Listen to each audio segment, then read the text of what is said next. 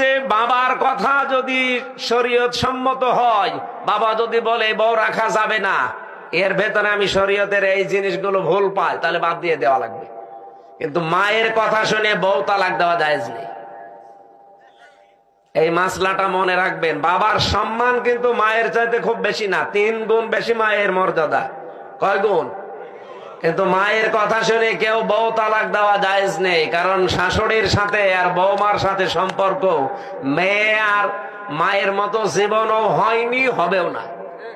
আর যেখানে হয় সেটা একেবারে সোনায় সোহাগা।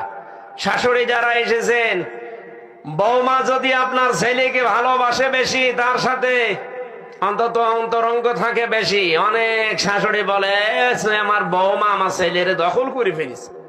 আরে আপনার তো নামাজের সেজদায় পড়ে শুকরিয়া আদায় করা দরকার যে আপনার ছেলে অন্তত শুধু বউ নিয়ে ব্যস্ত থাকে, অন্য জায়গায় লাইন করে।